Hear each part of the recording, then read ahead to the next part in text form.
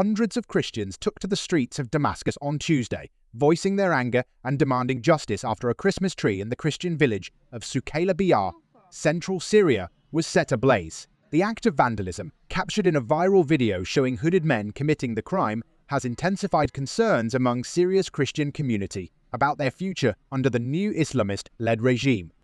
This alarming incident occurred amidst growing skepticism about promises from Hayat Tahrir al-Sham, the Islamist group now in power, to protect all religious minorities. Has insisted that the perpetrators were not Syrians but foreign fighters, pledging to capture those responsible and restore the tree. In a gesture of goodwill, Hayat's representatives even held up a cross to reassure the Christian town of their intentions. Reports from the London-based Syrian Observatory for Human Rights identified the culprits as members of Ansar al-Tawhid, a minor Islamist faction with roots in al-Qaeda.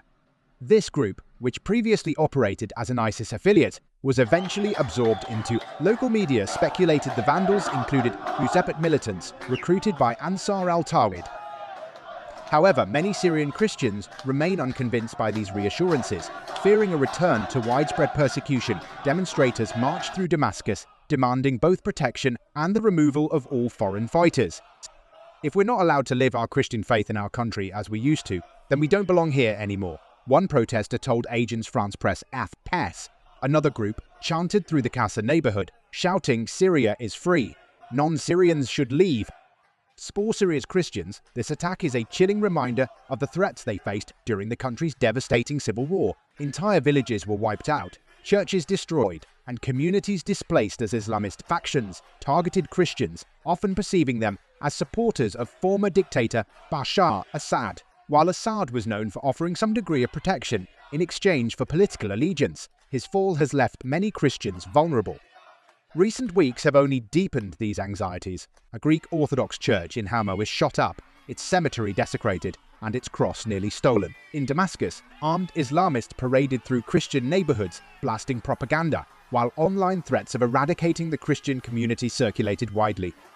The ideology does not change in an hour, one Syrian Christian woman remarked, reflecting widespread skepticism about Hayat's promises. Bishop Andrew Bahi of St.